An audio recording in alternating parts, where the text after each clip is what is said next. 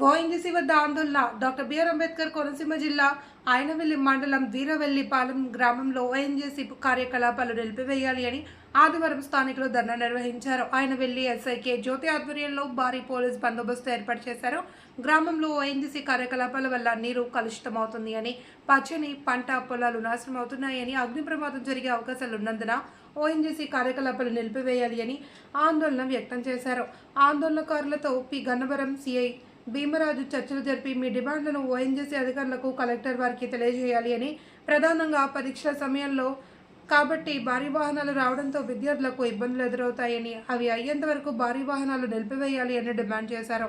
అలాగే సమస్యను ఓఎన్జీసీ అధికారుల దృష్టికి తీసుకువెళ్లి పరిష్కరించుకోవాలి అని సీఐ వారికి సూచించారు.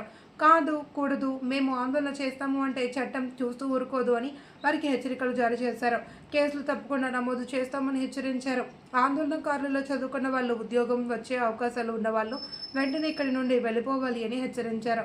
ఈ కార్యక్రమంలో వింటి రాజా, వైస్ ఎంపీపీ అడప నాగభూషణం, అడప బాలాజీ, అడప బుజ్జి, దామిశెట్టి గణేష్, క్రాంతి, మేడిశెట్టి రాజా, శ్రీరెడ్డి, సుబ్బారావు, రైతులు, గ్రామస్తులు, నాయకులు తదితరులు పాల్గొన్నారు.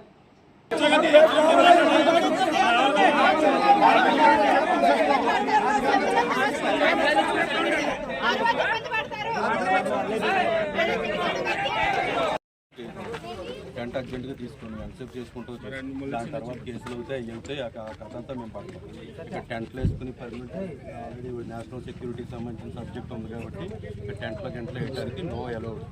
ముందు అర్జెంట్కి ఇమీడియట్గా టెంట్ రిమూవ్ చేసుకోండి. తర్వాత మీ కార్యక్రమం మీరు చేసుకోండి. 2 సెక్షన్ 30 అమలులో ఉంది.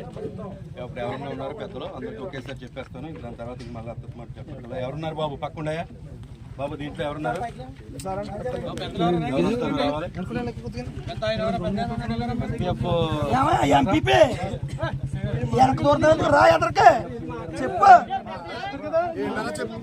చెప్తారు కదా, వెళ్ళారు కదా, దాన్ని బట్టి నువ్వు కూడా చెప్పాలి కదా.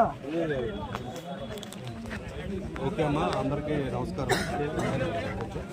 విషయం ఏంటంటే గ్రామంలో ఈ ఓఎన్జీసీకి సంబంధించి మన oil and natural gas corporation వాళ్ళు 2 పాయింట్లు గుర్తించారు. ఆ పాయింట్కి సంబంధించి డ్రిగ్గింగ్ జరుగుతుంది. ఈ డ్రిగ్గింగ్ జరిగిన తర్వాత ఇక్కడ ఆయిల్ పడుతుందో లేదో వరకు తెలియదు ఎవరికి. ఇక్కడ డ్రిగ్గింగ్ చేసిన తర్వాత ఆయిల్ పడితే అప్పుడు ఓఎన్జీసీ వాళ్ళు ఎంటర్ అవుతుంది. ఓఎన్జీసీ అంటే oil and natural gas and corporation of India. అది భారతదేశానికి, భారత ప్రభుత్వానికి, కేంద్ర ప్రభుత్వానికి సంబంధించిన సబ్జెక్ట్, నేషనల్ ప్రాజెక్ట్. దీన్ని మనం ఎవరో ఆపడానికి, చేయడానికి ఎక్కడ కూడా ఎటువంటి రైట్ లేదు. కానీ ఇది ప్రజలకు సంబంధించిన సబ్జెక్ట్ కాబట్టి దీనికి ఒక వ్యవస్థ ఉంది, ఒక అధికారులు ఉంటారు, దీనికి సంబంధించి ఒక సెపరేట్ ఒక కోణం ఉంటుంది. మన కోనసీమలో టోటల్గా 254 బావులు, దాంట్లో ఇంచుమించుగా పనిచేయని ఇటువంటి డ్రిల్లింగ్కి సంబంధించిన సబ్జెక్టులు 375, సుమారుగా 375 ఆల్రెడీ డ్రిల్లింగ్ జరుగుతున్నాయి.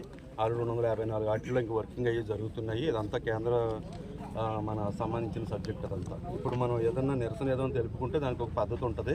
దానికి సంబంధించిన అధికారుల దగ్గరికి వెళ్ళి ముందు కాగితం రూపంలో ఇచ్చుకుని వాళ్ళతో మాట్లాడుకుని మాకు న్యాయం జరిగే విధంగా చూడమని చెప్పి ప్రత్యక్షంగా ఉద్యమాలు చేస్తాము, రోడ్డు మీదకి వస్తాము అని అంటే తర్వాత ఎవరైతే నాయకులు ఎవరైతే పిలుపునిచ్చారో వాళ్ళందరికీ కూడా దీంట్లో ఖచ్చితంగా తర్వాత ఇబ్బంది పడే పరిస్థితులు ఉంటాయి. పిలుపు ఇవ్వటం ఈజీయే, తర్వాత జరిగే పరిణామాలు మాత్రం చాలా ఇబ్బందిగా ఉంటాయి. మీ వరకు మీరు అది చూడండి. ఇప్పుడు ఎవరైనా గమ్ముని ఇప్పుడు మాపు ఎవరు ఒకళ్ళు, ఇద్దరు, నలుగురు అనుకోండి ఒక మాట మీద ఉంటారు. జనం పెరిగే కొలది ఏంటంటే ఒక్కొక్కడికి ఒక్కొక్క ఆలోచన వచ్చేది అతనిలాగా. ఇప్పుడు వరకు మేము కేసులు గట్రా ఏమనలేదు, అక్కడ కేసులు అంటాడు. అలాగా ఒక్కొక్కరి చేతుల నుంచి దాటిపోతుంది. తర్వాత అందరూ కూడా దానికి గతంలో జరిగిన పేరు మార్పు విషయంలో కానీ అంతకుముందు వాటిల్లో కానీ చాలా ఇబ్బందులు పడ్డారు. కాబట్టి దయచేసి ఏమన్నా మీ డిమాండ్స్ ఏమన్నా ఉంటే రేపు పొద్దున సోమవారం కలెక్టర్ గారు ఉంటారు, కలెక్టర్ గారు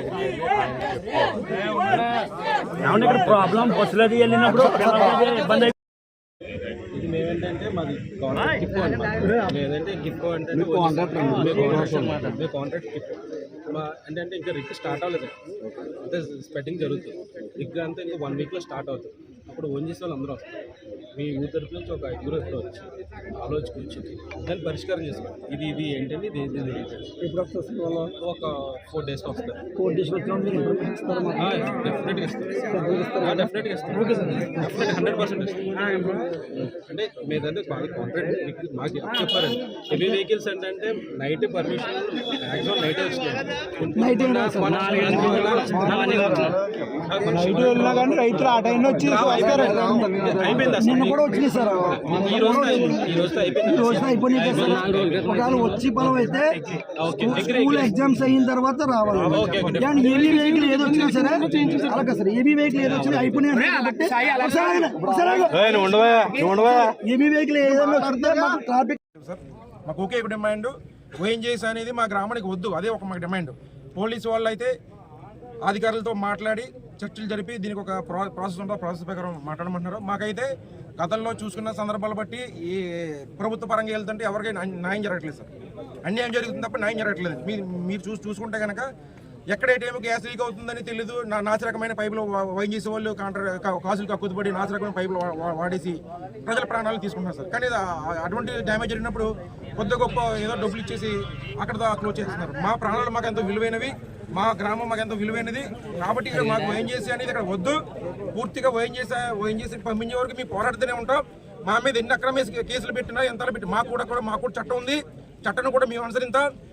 మా గ్రామం నుంచి ఎవరైతే ఎన్ఆర్ఐలు ఉన్నారో వాళ్ళు కూడా డైరెక్ట్ సుప్రీంకోర్టుతో అప్రోచ్ అయ్యి సుప్రీంకోర్టు ద్వారా లీగల్ ప్రాసెస్ చేసి ఈ వ్యవస్థను కూడా మేము ఆపడానికి కోర్టు ద్వారా కూడా వెళ్తాం. మా మీద అక్కడ కేసులు బనాయించినా సరే మేము కూడా లీగల్గా ఎదుర్కొనడానికి సిద్ధంగా ఉన్నాం.